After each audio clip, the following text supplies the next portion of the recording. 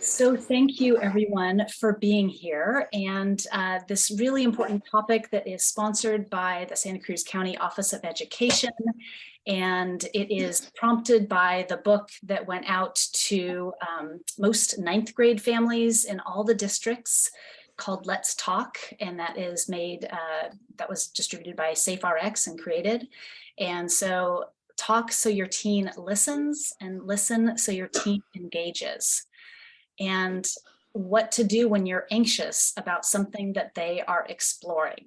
And I know firsthand about this, both as a, I'll tell you all the things of who I am. So first and foremost, I'm a mom of 2 daughters, and they are now 23 and 21.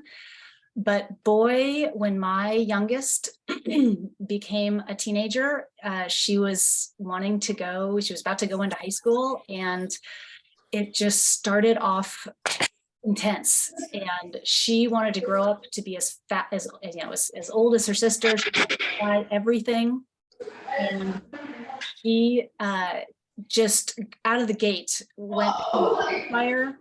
And there was alcohol, and she met a boy, and even before school started, we were back on our heels and facing all of these behaviors from my previously super go with the flow, compliant, sweet daughter. And again, she is all of that, but it was hard for me to see her because I became so reactive.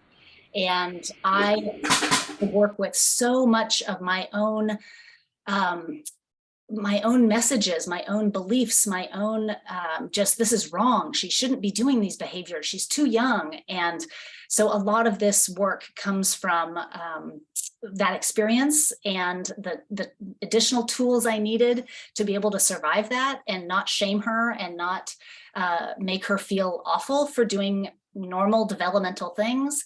So that's the real crux, and I'm going to use her as an example.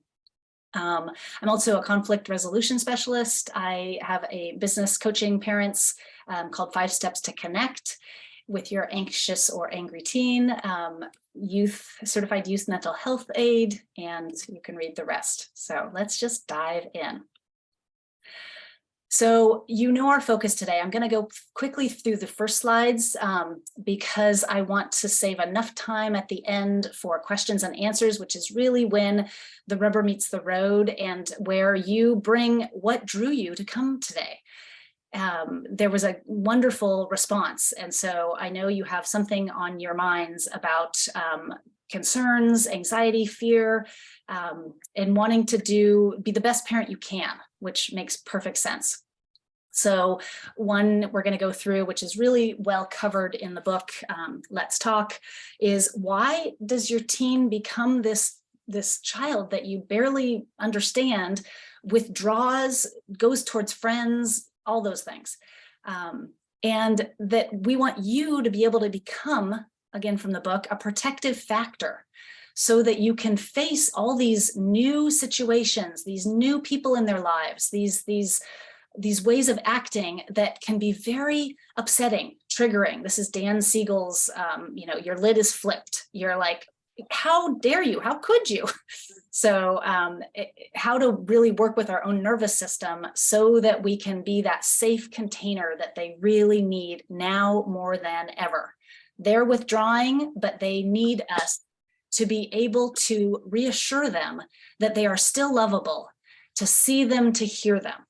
So that's the biggest part. And then to talk in a new way, I think of it as the 180-degree shift, where we go when we're reactive and adversarial to where we go when we're open and have a calm nervous system. We're in our window of tolerance. We're curious, we're open. That's the goal. So how do we get from here to here? And there's good news. I'm so inspired because there is so much hope. There is so much just empowerment. When I learned these tools, it made such a difference in our family. So one quote from Dr. Becky Kennedy, who is another book I will recommend we'll put in the resources. She is phenomenal. She's a therapist and she's has a podcast.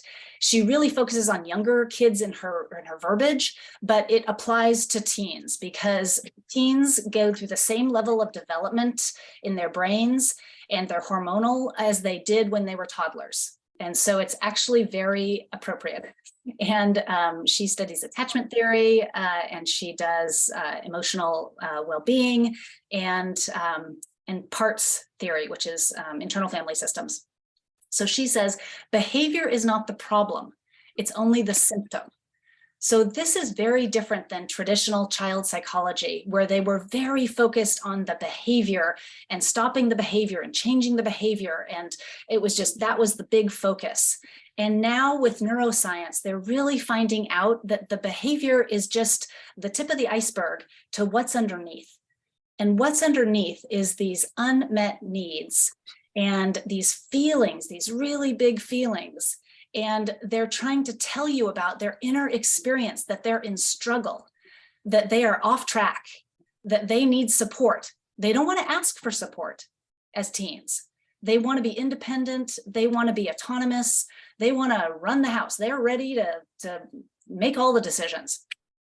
So that's really the key principle. One of the key principles I hope you take away is that when we focus, we have a part of our brain that is the negative bias. And for survival, we're trained to focus on the fast limbic system. Where's there a problem? Where's there danger? And we can get so myopic that we actually look through, it's like the paper towel holder. You get so focused on what's not working. They drank alcohol when they were only 14. They met a boy and they're wanting to explore with sexual behavior. And we just get so focused on that we don't have time to calm our nervous system so we can get curious about what's really going on. So the other thing I wanted to point out is that your anxiety fear doesn't help your teen. It only helps you. So all of our emotions from Jill Bolte Taylor last 6 to 90 seconds, and they have a purpose. They have a purpose of giving us a message. And the message is about something important, something matters, and there's an unmet need. So when we can, again, sort of broaden our perspective, not go like problem, we can go, oh yeah, okay, let me go in nature, take a walk, calm myself. And then we can be that sturdy, non-judgmental container to listen to our kids so that they can hear themselves. I'm going to say that again, so that they can hear themselves. They don't need a lecture. They need to be able to hear their own internal guidance system. So the other big principle that has helped me so much, and most of the parents that I talk to say this is one of the biggest concepts that really helps them. And it's a Buddhist principle that the first arrow is what happened. So what happened is what a video camera can see and hear. So my daughter got back from being at a bonfire. She returned home and she said, I met someone new, and later her sister told me that she had drunk alcohol. So those are the things that a video camera could see and hear. Well, the second arrow is, oh, she shouldn't have done that. It's all the thoughts and interpretations and judgments I layer right on top of what I heard happen. And I thought, she's too young. That's wrong. I'm a bad parent because I let her go to that bonfire and all this terrible stuff happened and all these things. It just happened so quickly. And so we actually tell ourselves a story about what happened. And that is the key part, is that we get triggered by actually all the stories we're telling. Yes, the first arrow is bad enough, but it gets worse when the second arrow comes. And especially if I have a habit, which I did because I'm so uncomfortable with my own emotions, I don't want to feel scared. I want to fix it. I want to tell her what to do. I want to be rational. I'm right. You're wrong. I get that black and white thinking. And so it is just a really key principle of watch when you're in the second arrow, because the second arrow is actually fiction. It comes from my lived experience, and it's not real in the same way the first arrow is. It's flexible. I can think different thoughts depending on what's going on. And again, it doesn't help anyone when I'm triggered. I'm not that safe container that she needs. That's another important principle. And if you do have any questions, feel free to either put them in the chat or write them down and save them for the end. So why do teens do these numbing, risky behaviors? And again, the Let's Talk book goes well into some of the things that developmentally, it's very hormonal. They have no breaks. They are very attuned to peers. They are differentiating from their family of origin just for purely, again, developmental reasons. They need to separate from us. And this is the time that they do it.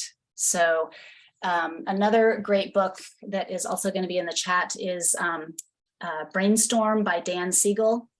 And he wrote this book for his own teens so that they could understand themselves. And he's very well known, but he's a medical neuroscience, has a practice. And so he was doing great work with what's actually going on in the brain from brain scans to be able to figure out this behavior and why is it so intense during the teen years. So that's another good resource. So the teen has emotions that they don't know how to regulate. Their brain is going full charge. They're getting triggered by friends that don't, give them attention or that exclude them. And they might be feeling scared or worried or anxious about school and all the classes that they're taking, or there could be some cultural challenges or some language challenges. They could be curious about, alcohol and drugs to be able to numb the pain if they are feeling left out and if they are feeling scared and uncertain. Again, if we as parents weren't comfortable, then we probably modeled, oh, let's just stuff those. Let's not talk about them. Let's just repress them because they're too uncomfortable. And so that's the window of tolerance idea. That when we have a sweet spot from when we're comfortable, when we're familiar, that's where we're safe. And above it is our fight, flight, freeze. And that's when we don't feel safe and we are dysregulated. And so the goal is to come from our window of tolerance when we feel safe and competent and feeling good. But most of the time when they're teens, they're feeling off track. And that those feelings are telling them that they have an unmet need. That could be for agency, power in their world. It could be for connection with friends. It could be for belonging because the need for belonging to the peer group is so strong at that age. And they don't know how to do it in a safer way. Like they want fun and play, so they're going to drive fast. Or they're going to steal some alcohol, or they're going to do something that they feel is exciting. And we feel, oh, why are they making that choice? So it's a hard time. So I just wanted to say, I have so much compassion for all the parents. And I know I needed it when my kids were that age, and especially my younger daughter. So it's amazing that you're showing up here tonight. So when they do these numbing, risky behaviors, what do we do? Why is it so hard not to go 0 to 60? And how dare you? And how could you? And this is the thanks I get after all that I've put into you for the last 16 years. So our sense of authority feels threatened. And so we feel, I'm not going to give you empathy. I'm pissed is a real common response. Another part is that we enmesh, we take things personally. We feel like they're doing it to us. And they are actually doing everything for meeting their own needs. So that's a key part. It's really hard not to do, but if you can, again, remember one thing, they are not doing it to you. They're doing it for meeting their own needs. Another is that we never learned how to cope and how to sit with the physical feeling of fear, most of us, or anxiety, or embarrassed. We often feel embarrassed when our child does something. Like we have someone that I coached said that their son gave vaping paraphernalia to another student, and they were mortified. They were like, how could he? And another parent that I coach said that their daughter is so nervous about social anxiety and about belonging and about fitting in that she gets stomach aches every day before school. So again, just this is a hard time in our kids' life. And so the more that we can be that safe container, that we are regulated, that we can calm ourselves down from the shock of you did what? The more we can be that for them. It's all right, you're right.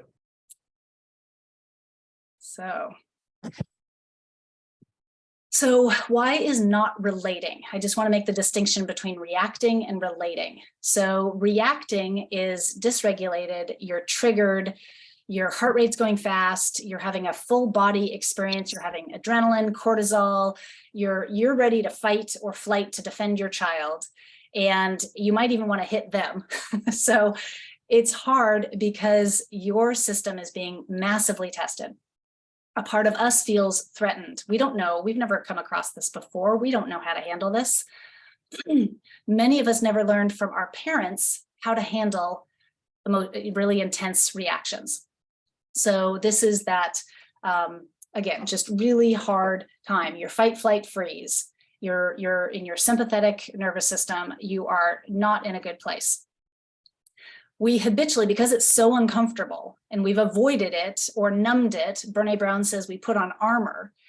We do so many things. We'd rather be right than be uncomfortable. We'd rather tell them what to do than be uncomfortable. We'd rather be in an argument than be uncomfortable because it's a physical experience that we don't have much tolerance for.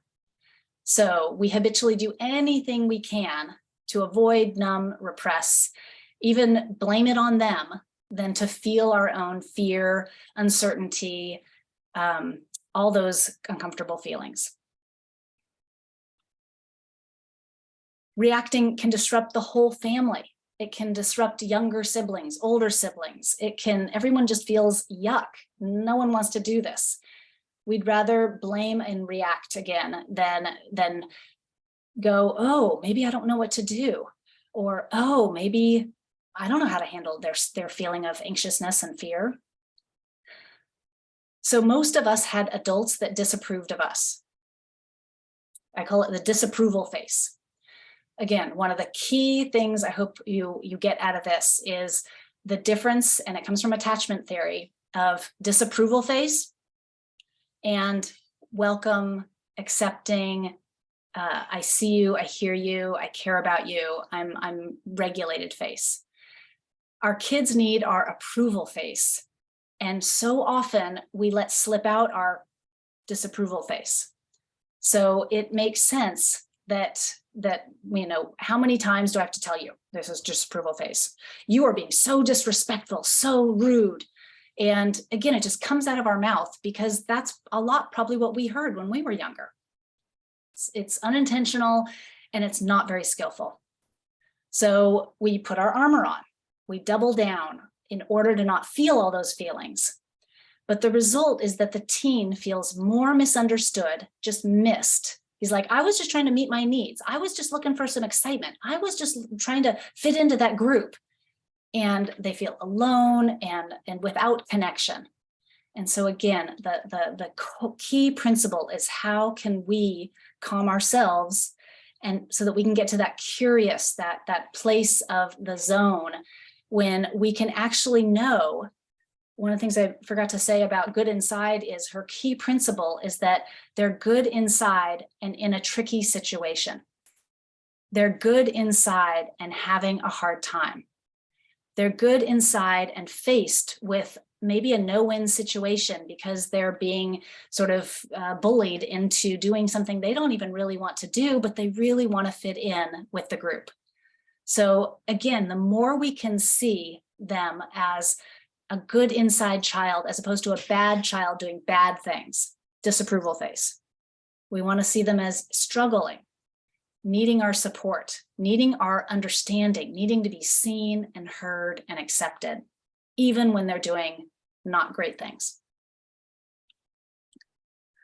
So what to do for yourself?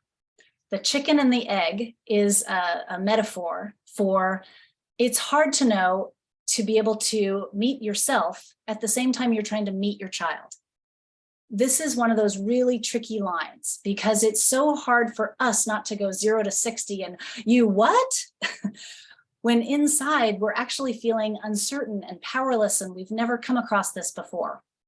So again, I usually heard my dad's voice of, how could you? I can't believe you did that. Instead of, oh, that sounds like you were in a really tricky spot. I bet that was a tough choice. Can you tell me more about it? So again, before we get to how to work with our child, let's go to what can we do for ourselves? So one of the key things is to stop, because when we're first triggered, especially if we haven't had a chance to practice a lot of these, what comes out of our mouth is not regulated. It's not compassionate. It's just not going to be good. So as much as you can, just catch yourself, stop. Something matters. Something matters to your child. Something matters to you. It's probably maybe a fear of safety. Could be embarrassment. Could be a fear of, public or friend the perception. When we stop, we can stop and connect. We can put our hand on our heart. We can stop and go, oh, this is a tricky situation for me. I'm a good inside parent, and this is hard. I'm scared, or I'm angry. A lot of times what came up for me with my oldest daughter was anger. I was like, that is not okay. How the tone you're giving me, the eye roll, all that. So again, it's stop. The other thing is to self-validate, and we're going to give you some scripts, but one of the best I found is you make sense. It makes sense you're feeling this way. I'm surprised that they're choosing this, drinking, vaping, driving fast, but it makes sense that I'm concerned about this. It's okay that I'm so triggered, and don't speak from there. Have that meeting later. So the big thing is to notice your feelings, get curious about these unmet needs. And then I sent in the resources, the how to set limits your child will actually follow. And it looks like this, but it's in color. So there is a really clear way of setting simple rules, and you co-development. We're not going to have time to get into all of it, but it's key to have this in advance for setting limits. They hate limits and they absolutely need them. It shows you care. It shows where to stop. Just a story of two of our friends just thought permissive parenting was the way to go. And their children ended up getting into high school and getting into acid, and before school every day smoking pot. And so there's a real cost when you don't set limits, and your team's going to hate it. So that's why this process is so important, to have a system so it's laid out and you can just go from there. So the key thing is make sure to set the limits when you are not judgmental, you're not reactive. So what to do for them? This is the big aha that I got. And it was going from a 180 degree from when I'm triggered, when I'm feeling, how could they, judgmental, I'm seeing right and wrong. I'm in this place where I'm seeing them as a bad kid doing bad things. I'm doing disapproval face. So we want to be able to relate with them. The whole key to having a successful teen experience is you have an open door. You are a safe container. You are a trusted, respected parent who they know they're not going to get judgment. They're not going to be met with disapproval face. They're going to be met with, maybe not the first time, but later, with curiosity, with I see you, I hear you, I know you're good inside, and I know you're having a hard choice to make, and you're just trying to meet needs. So it's normalize it and just empathize with them. And again, that's on the other side. So we can go from disapproval face to acceptance, seeing them and hearing them. So again, with them, stop to connect. The stop, the S is something matters. The T is it a physical threat? Is there really a threat in this moment in the room? Like someone's, literally attacking us? Or is it a threat because of thoughts? Is it the second arrow or the first arrow? And then own. The more I can own my own upset, the more credible I am, and the more respect they'll have for me, the more I can tell them about what I struggled with as when I was a kid. That's the own my part. And then the P is perspective shift. They're not bad kids. You don't do disapproval. They're good kids struggling. So that's the stop to connect. And then understand, because it's so hard not to take it personally. So separate their feelings from your feelings. So actually a better model of that is, this is me with my feelings, my needs, my body, my thoughts. This is them, feelings, needs, body, thoughts. Especially as a teen, they're wanting to be seen as a whole, complete person. We're so used to seeing them as a toddler that we need to help. It's really hard to change that role. It was for me. So see them as absolutely capable and wanting to show you that they're capable, show you that they can be responsible, show you that they can make good choices. And when they don't, they get to make mistakes. Growth mindset, I totally believe in, that they will learn more from their mistakes than they will from always being the good girl and trying to be a perfectionist, which was my role in the family. My brother was the rebel, and I was the one who was always good, always pleasing. And that wasn't real. That wasn't authentic. I was stuffing all my emotions just to be the person I thought that my teachers and my parents wanted me to be. And again, the goal is real, not good behavior. So then once you're not reactive, once you've gone from here to here, you've got your curiosity back on and your limbic system is calmed down, then you can set the limits or enforce the limits depending on where you are in the stage. They won't like them. They're never going to like them. Like I was talking to my 23-year-old tonight and she said, "Oh yeah, I still remember when you took away my phone." It's okay, because that shows them that there's a sturdy parent in charge keeping them safe. They don't want to be the top. They don't want to be the boss. They think they do, but it's scary for them. So it really is important for you to show that you are able to hold the limit. So if you have a piece of paper and pen, I would love you to grab that. And if not, you can just do it in your head. But I'd love you to take a minute and think of a time that your child did something that concerned you, that triggered you, that could have been with alcohol, it could have been sneaking a cigarette, it could have been lying, it could have been, there's so many behaviors that they are exploring at these ages. And again, they're not doing it to me, they're doing it for their own sense of growth, exploration, but it's triggering. So think of one and write down the first arrow. What would a video camera see in her here?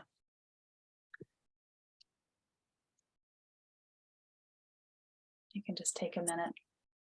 And if you're driving, don't do that, obviously, just think of it in your head.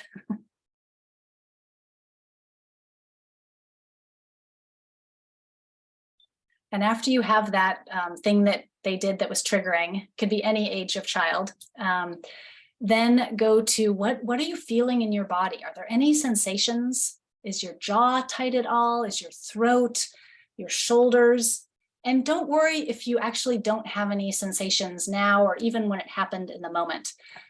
Because I know when I started doing this work, I was just numb. I was just repressed. And it took a while for me to notice, oh yeah, my shoulders are actually really clenched. And oh, I'm actually feeling hot and my breath is shallow. Oh, and my stomach is really glitchy. So it takes time, but there are definite physical clues of when we feel tense or anxious or scared or embarrassed or something, which is a common reaction when we're concerned about our child. And then be curious, what are you feeling? What nuance? And Brene Brown's most recent book, The Atlas of the Heart, is phenomenal. I also put a piece of paper that you can print out in the resources, which is invaluable to bring this language into your home. We're so used to talking about logistics and strategies for everything. And we rarely get to the really alive layers, the relating layers, the connection layers, which are all about our feelings and our needs. And the feelings, especially, our kids all have them way more than we do because they're closer to being young. They come out of the gate having all the feelings.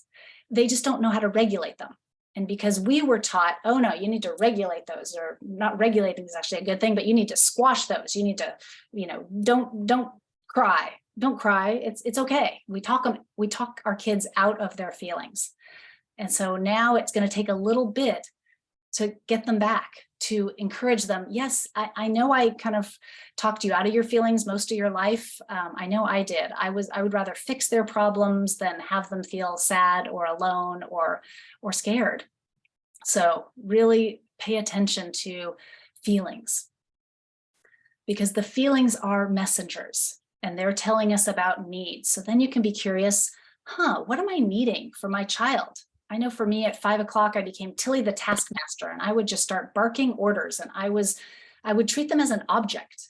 And when they didn't move like I asked them to move, when they didn't cooperate, I would get angry. And I'd say, hey, I've been working all day, it's your turn. So I really had a need for partnership. Well, in the moment, telling is not a good strategy for most kids, but especially teens. They'll give you the talk to the hand. They'll give you the I can't be bothered. They'll ignore you.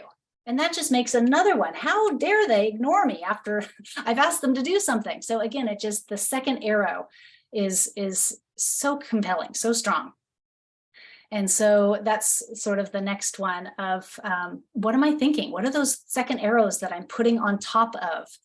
And that I want partnership, but maybe I should ask someone else, or maybe I should go take a break because I'm kind of irritable and I don't want to be a caretaker for anyone. Maybe I should just go sit on the couch and relax. So there's lots of things we can do if we're feeling irritated and grumpy. So then the next one is to validate them. So these are great phrases. And I actually had to put them on sticky notes. Oh, it makes sense you want to try that. It makes sense you're curious about alcohol. Tell me more. What's it like? The more we can open the door for relationship, that is the holy grail. That's what the 180 shift can do for us. When we show up with respect and not judging and not giving disapproval face, they glow. They want to be seen. They want to be heard. They want us to know them. I could say, sounds like that met a lot of needs for you. Anything else I need to know? And again, we are the director of health and safety. So if there is a safety concern, we definitely need to bring that up and have a direct conversation about it. And we can tell them our need is to know that they're safe and that we love them so much. And so the key is to talk about strategies for how to meet needs without doing something that's illegal or unsafe. And there can be some really tricky situations out there. So it's not, again, this is where the rubber meets the road. It's not going to be how it's supposed to be. That's another one I wanted to say, is that so often we live like we're supposed to be, like we should. And that's more of those dysregulated second arrows, because we really need to get that our kids are unique. They're living in a time that there's so much possibility for gender, for sexual orientation, for just so many different ways of being. And that's a beautiful thing that that's accepted and that that's coming out in our culture, but it's confusing too. It's confusing for parents. It's confusing for my parents. They're like, I just can't get that whole they thing. And again, they're from a different generation. So it's amazing. It's an opportunity that our kids are growing up in this time of freedom.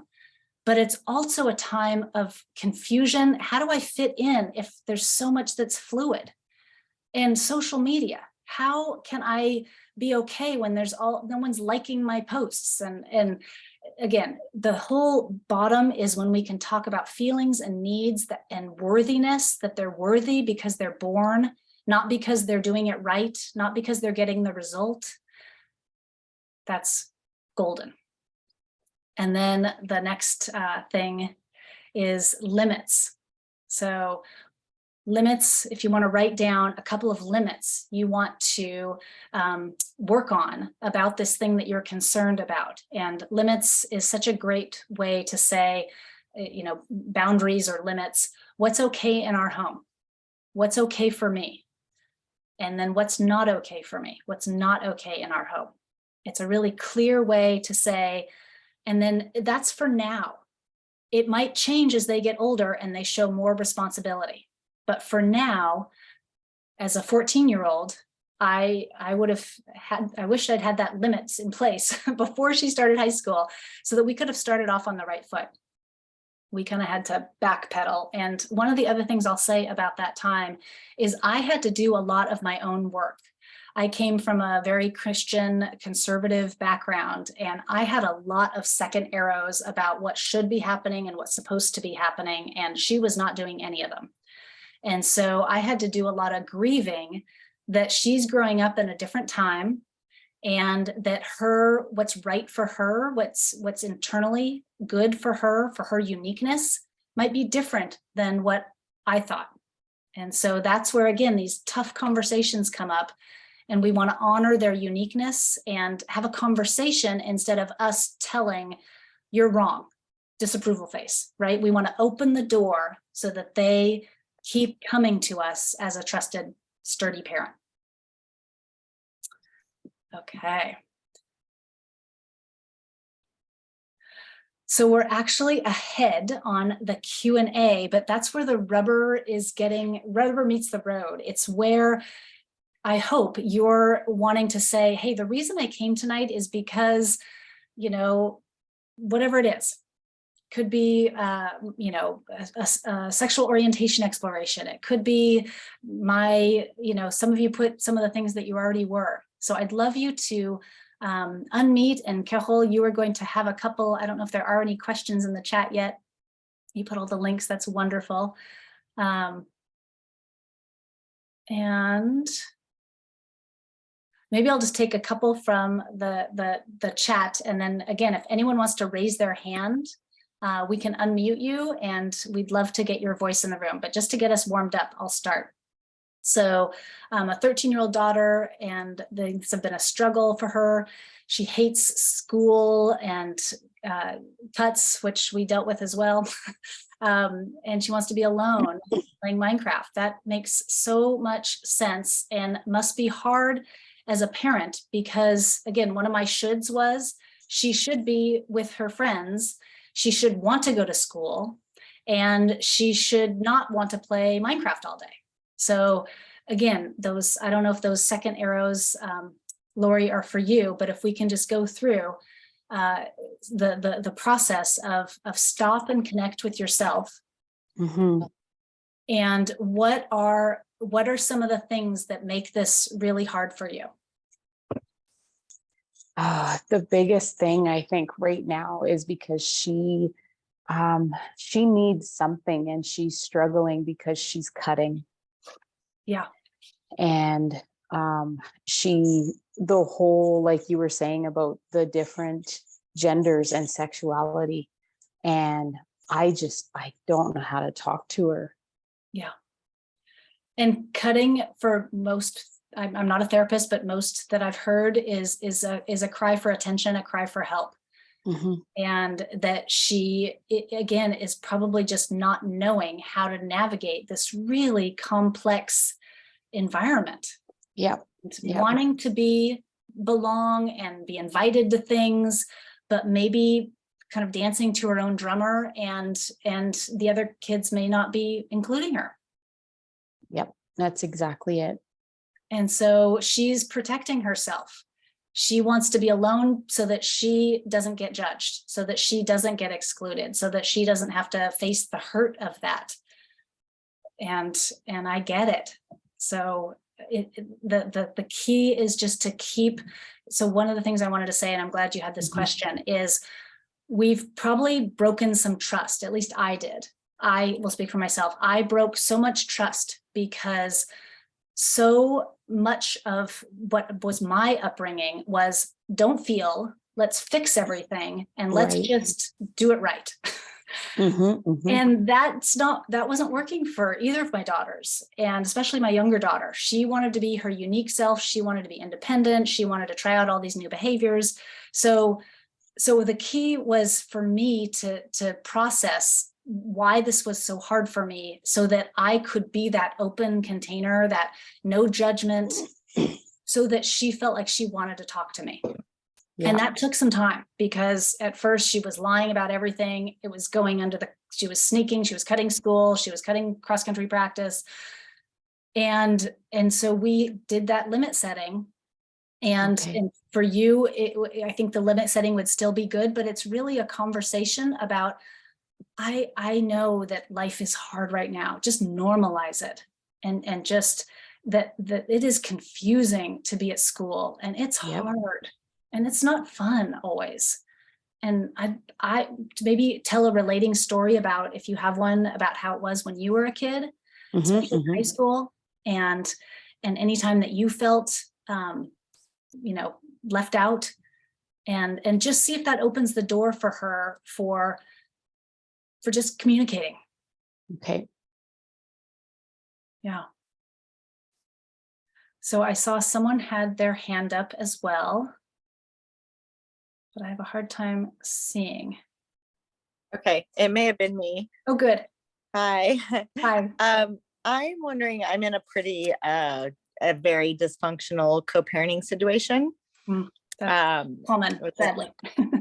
What was that? I think that's kind of common, sadly. Yeah, it's been 3.5 years now since I moved out. And it's not a safe situation for me to see or be in the presence of her father. But and for the most part, she's popped back and forth either full-time with me or 50-50. And there's been a lot of back and forth, and I see her use it, or has for the last few years, as a weapon to get back at him. I think even though she has, I would say, like codependent, seems like strategies to try to control us. But and now I'm trying to, so I've just recently, it's like one of those things when you talk about backtracking, put some hard boundaries that she's not willing to live with here. And so now she's left, and she's been with him for about six weeks. And I know she uses it as a way to get back at us. And it's hard when I see her to still try to, that balance of having compassion and boundaries at the same time. I hear what a hard situation this is. And I just have so much empathy and compassion. I wish I could give you a hug right now. We have really close friends that this is a similar situation. And I would frame, I wonder if she's trying to get back at you, or if she's trying to get attention to get her needs met. It's probably really confusing. I bet she has a lot of unprocessed anger, because in her world, parents should stay together and like each other. Again, that's not real, and it's not your fault. I'm not any blame. It's just the situation through her eyes. Right. And it sounds like, again, so what I recommended and worked with another client is to have no agenda time. And I put that in the resources, but so often we're the taskmasters and we're telling our teens what to do. And it's the last thing they want. They want to show us how capable they are. They want to be seen and heard. And so even though it was a tough struggle to have boundaries, or to have open communication, so that they will actually come to your house. And the parent was trying to have phone boundaries, screen time boundaries. And I recommended, just for this moment, to have personal boundaries. Like, you can't talk to me, just, you can't yell at me, you can't talk to me disrespectfully. But you can let her know, I want to be in relationship with you. I love you. So I'm going to relax some of these boundaries, and I'm going to show you that we can just be, that I'm not going to tell you what to do, that we can just hang out and do something that you love. They want to have power in their world. And so if they can be in control of what you guys do, even for like 10 to 30 minutes, that gives them a sense of agency. And they, again, you're trying to open the door for a relationship. And I feel like that has improved quite a bit. I would say out of the last 10 times I've seen her, we've had probably 8 good interactions, which has been great. And we make them purposely short. Wonderful. And yes, I haven't complained about cleaning up after herself, or as challenging as that is. Yeah. But I did notice our last interaction was a huge step back, because I feel like it's a push-pull, all the time, like toddlers, of trying to gain control. And I don't, when it's so many assaults in a row. Yeah. It's hard. I feel like I'm on eggshells all the time, Yeah. And I don't know how to respond to her and tell her, if I tell her something hurts, or that it's, then I can see where she doesn't want me to be emotional or weak. Yeah. I feel like that kind of makes them more angry. You had mentioned that earlier about telling them how you feel. Yeah. That seems to make her angry. It can be very triggering for them. Uh-huh. Again, because they're used to us showing up in this other way of kind of having it all repressed. And so then when we show up and we're like, oh, I want to feel, and I want to feel anxious, and I want to feel scared, and I want to feel angry, and they're not used to that, or sad. And so that's a hard thing. So you just have to test it out, and just, I would let her know, hey, I want to connect with you. I love you, and I want to do it in a way that's comfortable for you. So I want you to guide me, and I am going to hold a limit where it's not okay if you speak to me in a way that's disrespectful. So that is one really hard line. But she is still, here I go to the next. She is still, the young child within her is still there, yearning for your love and praise and being heard and seen. And so if we can hold on to that young girl is still in there, it's just, she's got so much unprocessed anger, it sounds like, that there's a lot of armor between being able to just be vulnerable with you. So it's going to take some time and some trust building. So it sounds like you're doing the right things, and just keep going, and trust that the older she gets, and the more time that passes, she'll want even more of a relationship with you if you keep showing up as that sturdy parent, and talk more about what your needs and what things you like to do that are fun, and because you don't want it to be a power struggle about control. And right, that's what it feels like when the worst interactions are, it feels like that. When you said, I want you to guide me, but I won't let you, or you were saying something about that, I won't let you talk to me disrespectfully. Like, if she really goes, off on, like, you're a terrible mom and I can't, she does. Then again, underneath that is an unmet need. And she really wants to connect, but it's so complicated, because right then she's needing to have power in her world, it sounds like. And so she's got a lot going on, but she loves and needs her mom, and she just doesn't know how to take that armor off to be able to connect with you.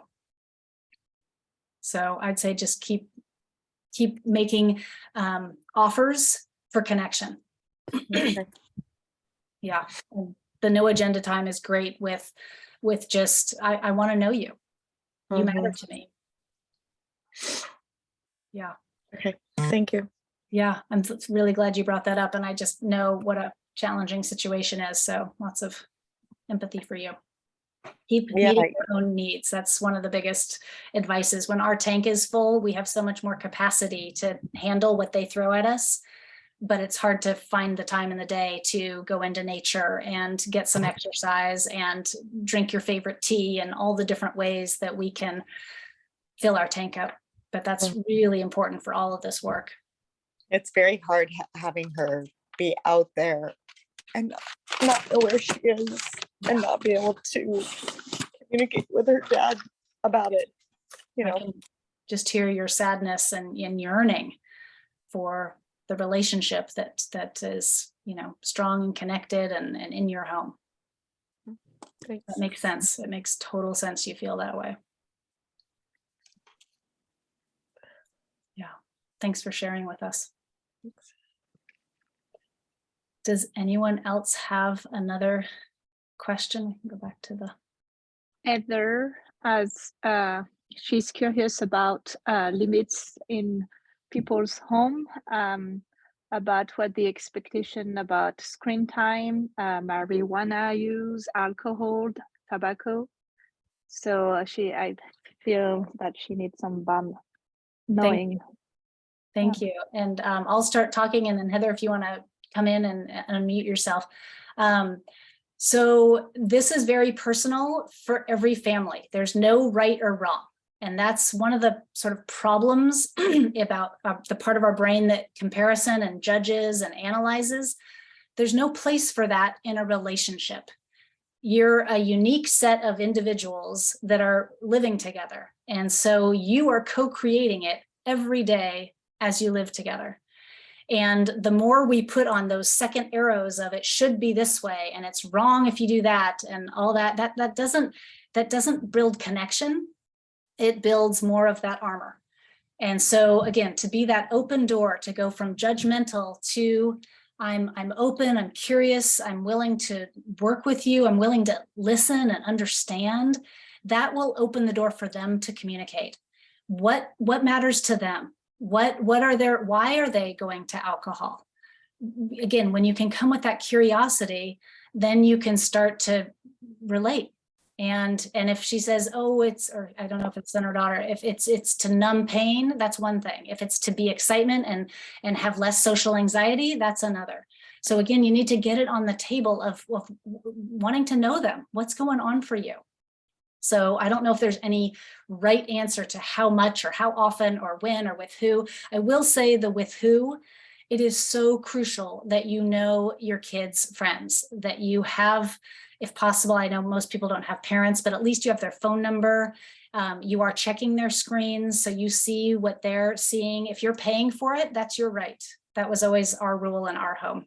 And they didn't like it, but they needed me to be able, and that's why that Snapchat is so gosh dang awful, because it disappears. So, but again, if you're paying for the phone, then you get to be able to see it. And again, you can negotiate how to have them have privacy and power in their world, and you to have safety.